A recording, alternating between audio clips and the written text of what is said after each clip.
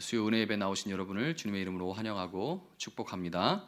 시간 앞뒤 좌우 계신 분들과 인사 나누실 때 기도로 대접합시다 이렇게 인사했으면 좋겠습니다. 기도로 대접합시다. 기도로 대접합시다. 기도로 대접합시다. 감사합니다.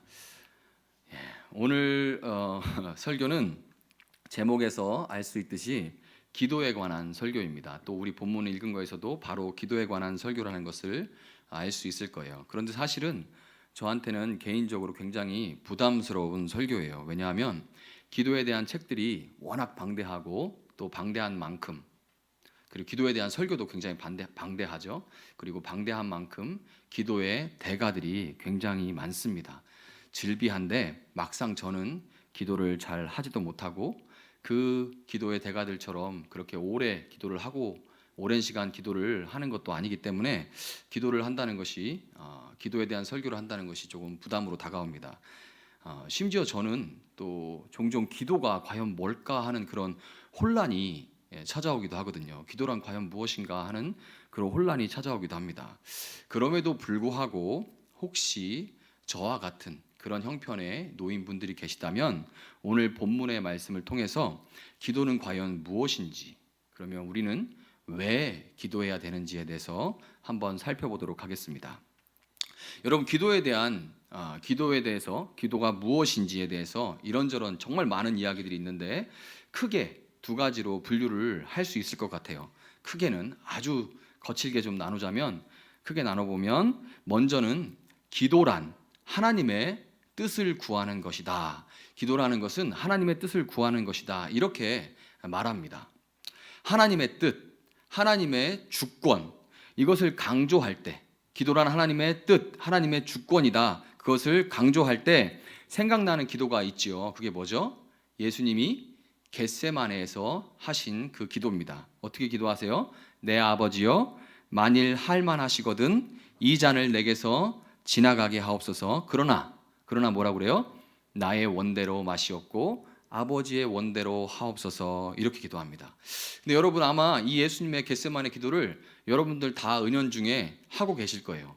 내가 언제 겟세마네 기도를 했나 이렇게 생각하실 텐데 여러분 이미 다 하고 계십니다. 무슨 얘기냐면, 우리가 기도할 때 실컷 막 이거 달라고 저거 달라고 막 기도하잖아요. 이거 달라 저거 달라 막 기도하다가 실컷 기도하고 마지막에 뭔가 내가 지금 하나님한테 빚 받으러 온 것처럼, 빚독촉하는 것처럼 막 달라고 하고 나면 내가 빚쟁이가 된 것 같아서 뭔가 좀 찝찝하잖아요. 죄송스럽고 뭔가 좀 찝찝합니다. 또 혹시 내가 이렇게 기도를 했는데 하나님이 안 들어주시면 상처받잖아요. 그러니까 안 들어줬을 때를 대비해가지고 우리가 실컷 이거 달라 저거 달라 기도한 다음에 마지막에 뭘 붙이냐면, 그런데 하나님 다 아시죠? 제 뜻대로 하지 말고 하나님 아버지 뜻대로 해주세요. 이렇게 기도합니다. 그렇게 붙이는 거예요. 제가 앞에 말씀드린 그런 이유들 때문에 이런 기도를 붙입니다. 여러분, 그러니까 알게 모르게 이미 겟세마네 기도를 하고 계신 거죠. 그런데 여러분, 정말로 하나님의 뜻이 이미 다 정해져 있고 우리가 기도하는 것은 단지 그 하나님의 이미 정해진 그 뜻을 구하고 그 뜻에 맞추기 위한 것이라면, 여러분, 기도는 뭐 하러 하세요? 기도는 뭐 하러 하세요? 그러면 이미 다 정해져 있는데, 여러분은 여러분의 자녀가 여러분의 뜻을 구하지 않았다고 해서 밥을 안 주고 용돈을 안 주시나요? 뜻을 구하지 않았다고? 매일 새벽 1시간씩, 매일 새벽에 나와서 1시간씩 제게 밥을 주세요. 그러나 제 원대로 마시고 아버지 어머니의 뜻대로 하옵소서. 그렇게 매일 새벽에 1시간씩 구하지 않는다고 여러분 자식을 굶기십니까? 아니죠. 그렇게 안 해도 줄 밥은 다 줍니다. 그렇게 안 해도 줄 밥은 다 줘요. 왜냐하면 내가 부모고 정해져 있는 것은 주게 돼 있습니다. 실제로 여러분, 지금 자신을 한번 살펴봤으면 좋겠는데요. 여러분이 기도로 받은 것이 많아요? 아니면 기도 안 했는데도 그냥 받아 누리고 있는 것이 많아요? 어느 게 더 많습니까? 여러분, 지금 여러분들 가운데서 하나님 숨 좀 쉬게 공기 좀 주세요 하고 기도하는 분 계십니까? 숨 좀 쉬게 공기 좀 주세요 하고 계신 분 계세요? 그런 분 계시면 병원 가야죠. 그렇죠. 여기 계실 게 아니라 빨리 병원에 가야 됩니다. 다 이런 기도 안 했는데 숨 잘 쉬고 계시잖아요. 그렇죠? 기도 하나도 안 해도 일어날 일은 다 일어납니다. 기도 진짜 한마디도 안 해도 일어날 일은 다 일어나요. 하나님은 우리의 기도와 전혀 상관없이 얼마든지 온 우주의 역사를, 그리고 또 우리 개인의 역사를 써내려 가시는 역사의 주인이십니다. 그러니까 이런 생각을 하다 보면 기도가 하나님의 뜻을 구한다고 그렇게 생각하고 있을 때 우리는 자칫 기도는 해도 그만, 안 해도 그만이라는 그런 기도 무용론에 빠질 수가 있습니다. 기도는 해도 그만, 안 해도 그만, 기도 무용론에 빠질 수가 있어요. 또 기도가 무엇인지에 대한 또 다른 한 가지 이야기가 있는데요. 제가 아까 크게 두 가지라고 말씀을 드렸죠. 크게 다른 하나는 기도는 하늘과 땅에 복을 받는 통로다, 이런 이야기가 있습니다. 많이 들어보셨죠? 기도는 하늘과 땅에 복을 받는 그런 통로다, 이렇게 말합니다. 기도를 강조하는 강사님들의 말을 들어보면 기도에서 하나님의 보좌를 막 흔들어야 된다, 가만히 앉아 계시는 하나님 보좌를 막 흔들어야 된다, 살살 기도하면 안 된다, 막 시게 기도해야 된다, 이렇게 얘기를 하죠. 기도하면 다 된다, 만사 형통하다, 미래를 바꿀 수가 있다. 또 뭐가 있어요? 구체적으로 하나하나 구하면 정확하게 내가 원하는 그런 배우자를 만날 수가 있다, 뭐 이런 이야기들을 많이 듣게 됩니다. 그러니까 우리는 이거를 기도 만능론이라고 얘기를 할 수 있겠죠. 기도하면 다 된다.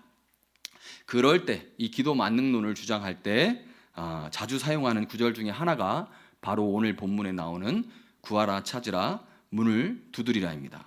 여러분, 근데 솔직하게 답을 하셔야 돼요. 솔직하게. 정말 기도하면 다 됩니까? 네? 정말 기도하면 다 돼요? 굉장히 솔직하시네요. 저는 다 돼요 그럴 줄 알고 해서 좀 하는데 되게 당황스럽게 너무 솔직하게 안 된다고 말씀하시네요. 왜냐하면 정말 이게 기도하는데 다 되면 우리가 이렇게 기도를 안 할 수가 없거든요. 정말 기도하면 다 되는데 이렇게 기도를 안 할 수가 있습니까? 새벽 예배마다 꽉꽉 들어차겠죠. 이 수요 예배도 빈자리가 없을 겁니다. 기도하면 다 되는데 제가 도시락 싸서 말리러 다녀도 틈만 나면 기도할 거예요. 완전 이게 노다지잖아요. 그런데 왜 안 할까요? 왜 안 하고 이렇게 빈자리가 많이 보일까요? 우리는 신앙생활을 해나가면서 내가 구하는 대로 다 받는 것이 아니라는 것을 경험했기 때문이에요. 저는 정말로 병상에 누워있는 제가 사랑하는 분들을 위해서 누가 이렇게 옆에서 지나가다 보면은 부모님이 돌아가신 줄 알 정도로 그렇게 막 통곡을 하면서 매일 새벽에 매달렸는데도 하나님이 고통이라는 고통을 다 겪게 하시고 결국에는 그분을 데려갈 때마다 너무 화가 나고 섭섭해서 하나님 이름을 며칠 동안 안 부른 적도 여러 번 있습니다. 여러분, 기도하면 다 된다, 이 말은 하나님을 누가복음 18장에 나오는 과부와 불의한 재판장의 그 이야기에 불의한 재판장만도 못한 그런 존재로 만드는 말이에요. 불의한 재판장조차, 여러분 그 이야기를 다 아시죠? 불의한 재판장조차 과부가 끈질기게 계속해서 강청하니까 귀찮고, 그 과부를 사랑해서가 아니라 귀찮고 짜증나서 과부의 청을 들어주는데, 하나님은 아무리 끈질기게 강청해도 더 끈질기게 안 들어주시는 것은 우리는 어떻게 해석할 수가 있겠습니까? 하나님이 불의한 재판장만도 못하다고 당체 인정할 수가 없죠. 우리가 여기 앉아있는데 하나님을 어떻게 그 불의한 재판장만도 못하다고 그렇게 말할 수가 있겠어요. 그러니까 그럴 때 우리가 잘 하는 말이 기도해도 응답을 받지 못하는 이유들입니다. 아마 여러분들도 다 한두 번씩은 들어보셨을 거예요. 신앙생활 하시면서. 뭐가 있어요? 회개를 안 해서 그렇다, 그래서 기도가 응답이 안 되는 거다. 조금 더 나가면 회개를 하긴 했는데 충분히 안 해서 그렇다, 그렇게 얘기를 하죠. 또 뭐가 있어요? 네가 모르는 조상의 죄악들 때문에 네 가게에 네 가문에 저주가 흘러서 기도가 응답이 안 되는 거니까 그 저주를 끊어야 된다. 그런데 이게 오류가 있어요. 뭐냐면 조상이 무슨 조상을 얘기하는 거예요. 어느 조상, 몇 대까지 얘기를 하는지 몰라서 그거 하다 보면 아담까지 올라가게 되거든요. 그 정말 끝도 없습니다. 또 뭐가 있어요? 기도 응답이 안 되는 것은 네가 정욕으로 쓰려고 잘못 구했기 때문이다. 아니면 기도를 충분히 하지 않아서 그렇다. 나는 하루에 3시간 기도하는데 너는 몇 시간 기도하냐? 이렇게 말하면서 기를 팍팍 죽이죠.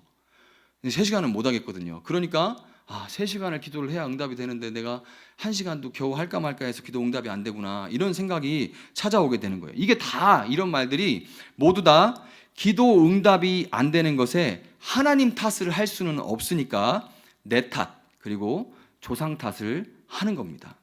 문제는 이렇게 계속 내 탓 하다 보면 결국 지치게 되고 기도 자체를 아예 하기 싫어져 버리는 거예요.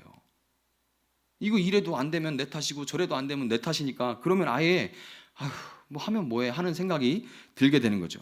여러분, 그렇다면은 기도는 하나님의 뜻을 구하는 것일까요? 아니면 하늘과 땅의 복을 받는 통로일까요? 어느 것일까요?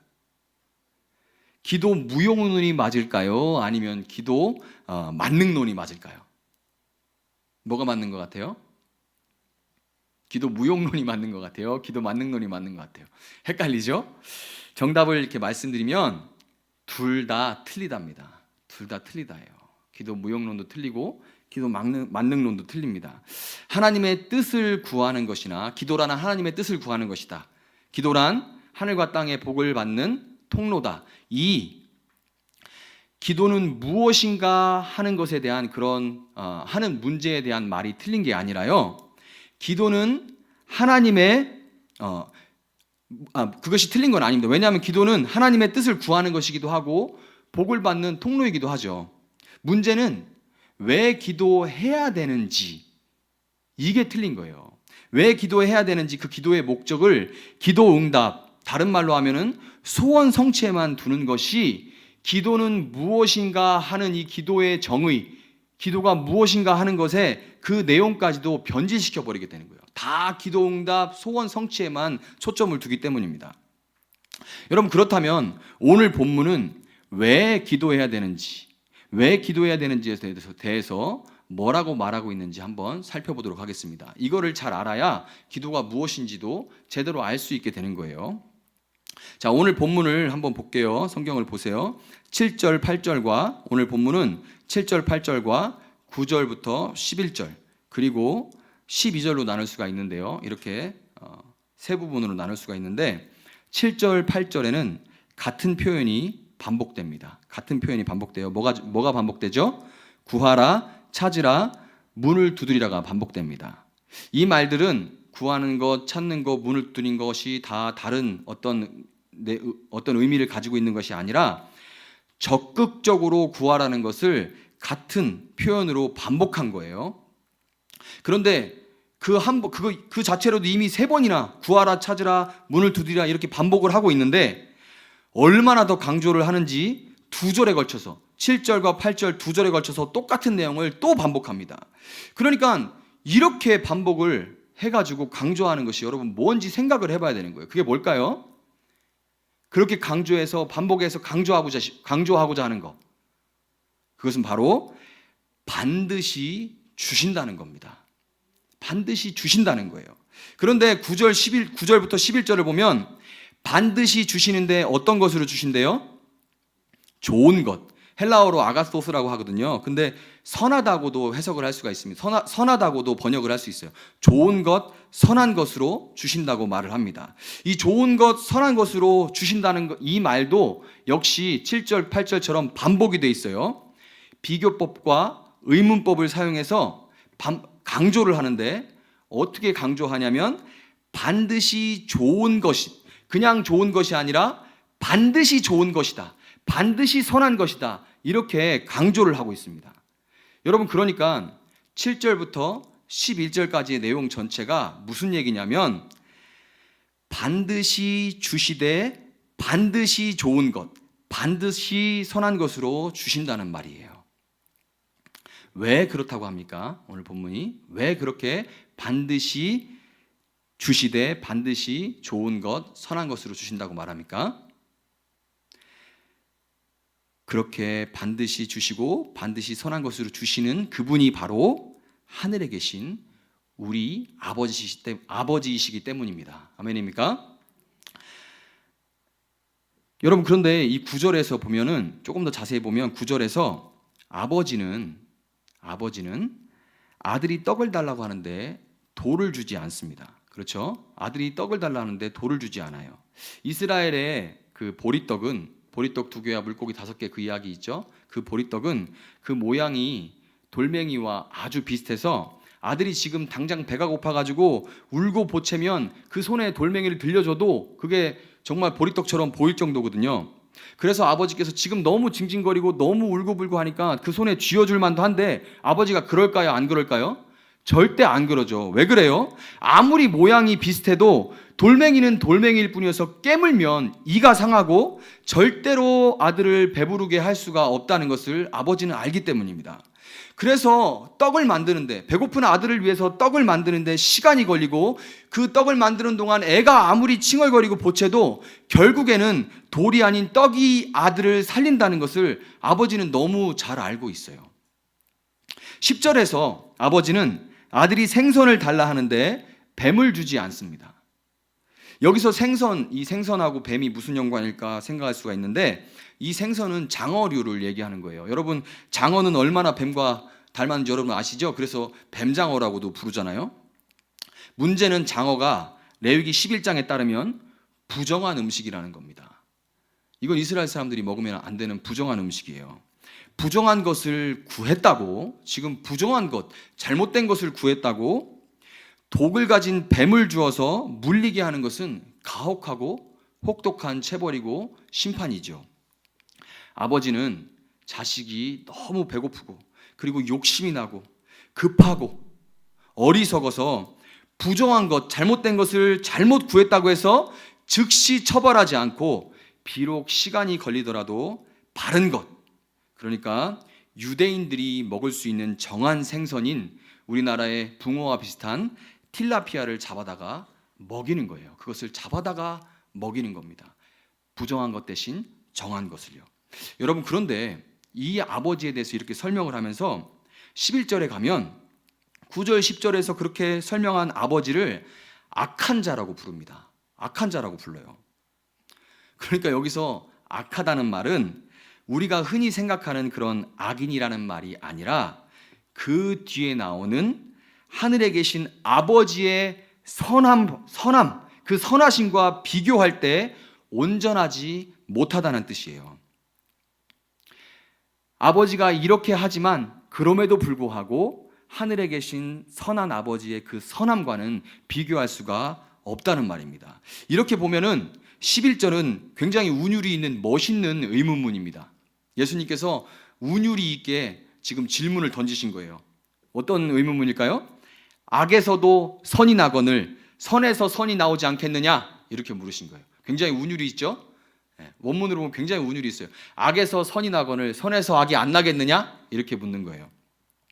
그러니까 오늘 본문에서 예수님은 한치 앞도 모르고 자기 경험에 의지해서 사는 온전치 못한 이 땅의 아버지도 자식이 구하는 것이 아니라, 자식이 구하는 그것이 아니라 자기가 볼 때 선한 것으로, 자기가 볼 때, 자기의 경험에 비추어 볼 때 내 소견에 좋은 대로 선한 것으로 주는데, 온전하신 하늘 아버지께서 당신이 보시기에 선한 것으로 주시지 않겠느냐 하고 물으심으로써 반드시 선한 것으로 주신다는 것을 강조하시는 겁니다. 아멘입니까?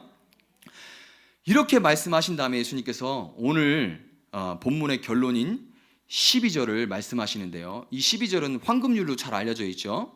황금률로 잘 알려져 있습니다. 그런데 이 한 구절만 우리가 떼서 잘 알고 있는데요. 한 구절만 떼서 보지 않고 지금까지 제가 쭉 설명드린 것과 연결해서 함께 보면 예수님이 정말 하시고 싶은 말씀이자 우리에게 이 말씀을 하신 다음에 그래서 어쩌라는 거지? 그래서 어쩌라는 거냐? 하는 말에 대한 그런 질문에 대한 답을 주는 구절입니다. 그게 바로 12절 결론이에요. 여러분, 그러면 그 답이 뭘까요? 왜 이런 말씀을 하셨을까요?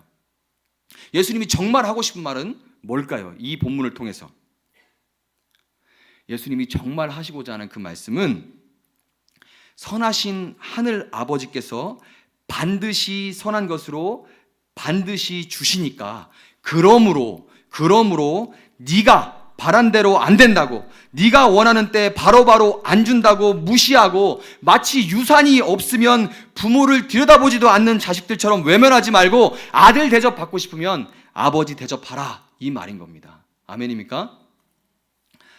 여러분, 본문은 이렇게 말씀하신 다음에 이것이 율법이고 선지자라고 이야기합니다. 그러니까 성경이 가르치는 핵심이고 정수라는 거예요. 이것이 바로 핵심이고 정수라는 말입니다. 그러니까 성경이 말하고자 하는 핵심은 바로 하나님이 우리 하늘 아버지시고 그분은 선하시다는 것을 신뢰하라는 겁니다. 그게 성경의 핵심이고 정수라는 거예요. 이렇게 볼 때 우리의 모든 아픔과 슬픔의 뿌리는 결국에는 우리가 사실 속으로는 우리 하늘 아버지가 선하시다는 것을 신뢰하지 못하는 데 있는 겁니다. 여러분, 이 광야 같은 세상길을 걸어가면서 하나님의 선하심을 인정하는 것은 그렇게 말처럼 쉽지가 않죠. 선하심은커녕 우리는 숱하게 정말 하나님이 계시기는 한가 하는 그런 의심에 빠지고, 하나님이 계시면 어떻게 이런 일이 있을 수가 있나, 어떻게 나한테 이럴 수가 있나, 막 이렇게 하면서 하나님에게 삿대질을 할 그런 상황들을 우리는 숱하게 접하게 됩니다. 여러분, 안 그런 척, 점잖은 척 마음을 억누르고 때로는 들키지 않으려고 조심하면서 살아갈 뿐이지, 솔직하게 말해서 그리스도인들 중에서 하나님께 서운한 마음이 없는 사람이 몇 명이나 되겠어요? 아마 거의 없을 겁니다. 우리는 다 깨지고 상한 마음을 가지고 살아가는 그런 존재들입니다. 어떤 사람은 오랜 기도에 아무런 응답이 없어서, 어떤 사람은 죽도록 노력한 거에 비해서 대가가 너무 보잘것없어서, 정말 죽도록 노력했는데 이게 단가 하는 그런 대가가 너무 보잘것없어서, 어떤 사람은 남들보다는 착하게 사는 것 같은데 고난이 끊이지 않아서, 어떤 사람은 주변에 나보다 악한 인간들만 다 잘 되는 것 같아서 하나님께 섭섭하고 하나님의 선하심에 물음표를 던질 수밖에 없습니다. 여러분, 그런데 한번 잘 생각해 보세요.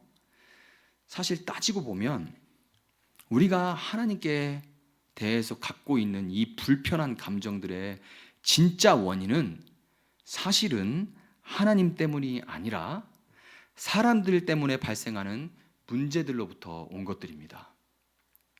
내가 당하는 고난, 내가 겪는 어려움, 아픔, 슬픔, 무기력함은 하나님 때문에 일어나는 것이 아니라 사람들이 약해서, 사람들이 못돼서, 그런 사람들이 만들어 놓은 세상이 망가져서 빚어지는 그런 일들이 대부분인 거예요.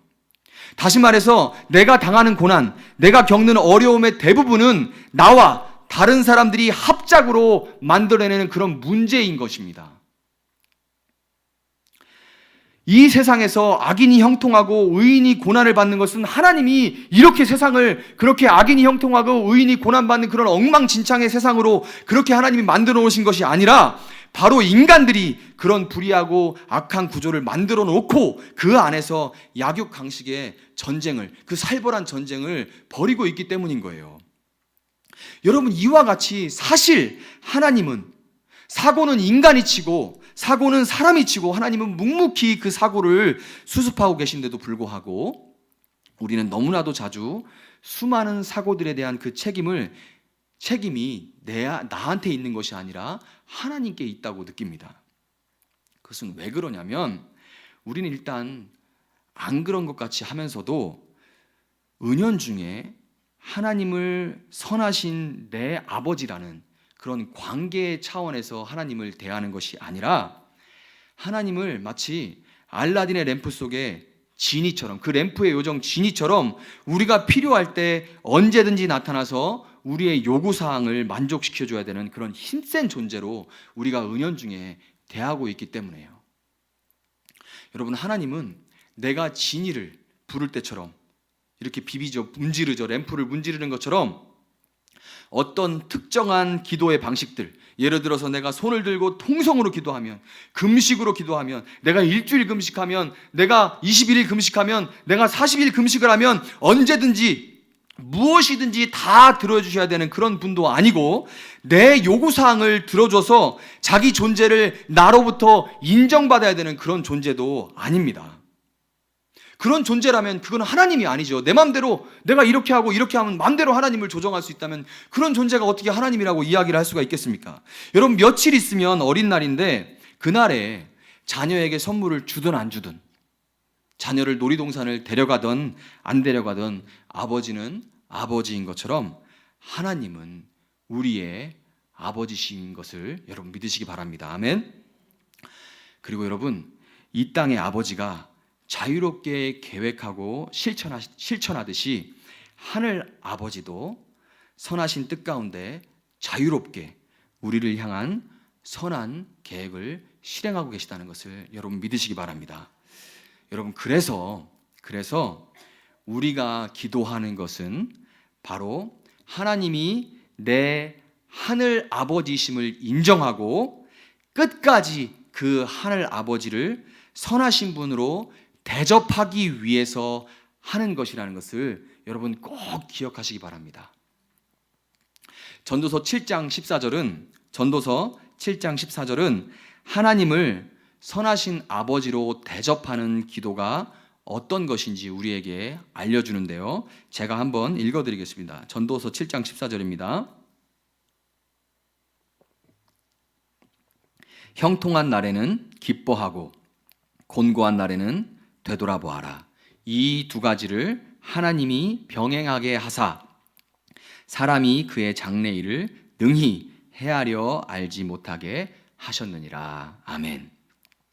여러분, 하나님을 선하신 아버지로 대접하는 기도는 형통한 날, 우리 기도가 응답되는 그 형통한 날, 정확하게 그 기도의 응답이 누구로부터 왔는지 알고 진심으로 기뻐하며 감사하게 됩니다. 여러분, 입만 열면은 자기 자식을 위해서, 자기 사업을 위해서, 건강을 위해서 다른 사람들에게 기도 부탁하는 사람들이 있어요. 누구라고는 옆을 보지 마세요. 그런 분들이 있습니다. 근데 정작 자기는 기도하지 않아요. 그런데 이런 사람들은 막상 기도가 응답돼서 자식이 좋은 대학에 입학하거나 취업이 되거나 사업이 회복되거나 병이 나으면 자식 뒷바라지 하느라, 사업이 바빠서, 건강해져서 놀러 다니느라고 오히려 교회를 멀리하는 경우를 우리는 많이 보게 됩니다. 여러분, 아모스 3장 7절은 주 여호와께서는 자기의 비밀을 그종 선지자들에게 보이지 아니하시고는 결코 행하심이 없으시리라 하고 말씀합니다. 여러분, 기도한 사람만이 기도의 응답을 받았을 때 그 기도를 할 마음을 주신 분도, 그리고 그 기도를 통해서 일하신 분도 하나님이라는 것을 알고 선지자들처럼 선하신 하나님을 자랑하고 증거할 수 있다는 것을 믿으시기를 주님의 이름으로 축원합니다. 그리고 여러분, 하나님을 선하신 아버지로 대접하는 기도는 곤고한 날, 기도가 응답이 되지 않는 날, 아무리 기도해도 응답이 없는 그런 곤고한 날에 우리는 돌아보라라고 얘기하죠. 전도서 7장 14절이 살아온 길을 돌아보면서 하나님께서 관계에 있어 신실하셨음을 발견하고 앞으로도 내 뜻보다 더 선한 길을 여실 것이라는 소망 가운데 인내할 수 있게 되는 겁니다. 여러분, 작년 다니엘 기도회, 11월에 있었던 다니엘 기도회 때 4일차 강사로 오셨던 그 독일인 수산나 게스케 선교사님, 여러분 혹시 기억하시나요? 네, 기억하시는 분들이 있을 겁니다. 독일 분이고 지금 터키 말라티아에서 선교사로 사역을 하고 계신데요. 틸만 게스케 선교사님의 부인이시죠. 이 틸만 선교사님은 2007년에 터키에서 사역을 감당하는 중에 그 이슬람 무장 극우, 그 이슬람에 속한 그 사람들에 의해서 156군데를 찔리고 목이 잘려서 순교하신 분입니다. 그리고 그와 함께 사역했던 터키 형제 우루루 목사님과 네자팀 목사님도 그때 같이 그렇게 순교를 하셨었죠. 그때 2007년 당시에 저는 한창 선교 열정이 막 불타올라서 그 사고 소식을, 그 순교 소식을 접했을 때 선교 훈련을 받고 있었는데 그 소식을 듣고 얼마나 하나님 저도 저렇게 순교할 수 있게 해주세요 하고 기도했는지 모릅니다. 정말 울고불고 매달려서 나도 저렇게 죽게 해주세요. 나도 한 번 살다 가는데 저렇게 순교할 수 있게 해주세요 하고 정말 많이 기도했습니다. 여러분, 근데 그 기도가 응답이 됐을까요? 안 됐을까요? 그 기도가 응답이 됐을까요? 안 됐을까요? 제가 기도할 때는 그냥 뭐 멋있어 보이려고 그렇게 기도한 게 아니라 정말 간절히 그렇게 기도했거든요. 꼭 그렇게 들어주시길 바라면서. 근데 그 기도가 응답이 됐으면 여기 안 서 있겠죠. 여러분 저를 못 만났겠죠.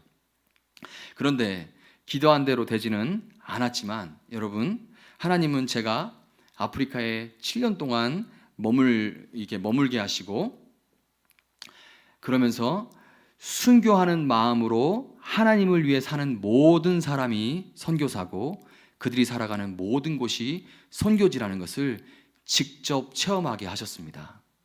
그리고 난 후에 저는 계획하거나 보내주세요, 한국으로 다시 보내주세요 이렇게 기도한 적도 없는데, 그러고 난 후에는 생각지도 못하게, 계획하지도 못하게 이렇게 한국으로 돌아와서 여러분들에게 여러분 순교하는 마음으로 사시면 여러분이 서 있는 곳이 바로 선교지입니다. 여러분 모두는 선교사입니다 라고 선교사 출신이 이렇게 전하게 하신 겁니다.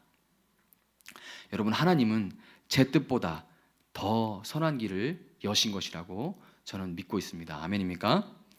여러분, 이와 같이 하나님을 선하신 아버지로 대접하는 기도는 결국 우리로 형통하든지 공고하든지 오직 하나님만 구하고 의지하게 하고 오직 하나님만 우리의 유일한 소망이심을 고백하게 하는 하나님의 선하심을 맛보아 알게 되는 그런 기도인 것입니다. 아멘입니까?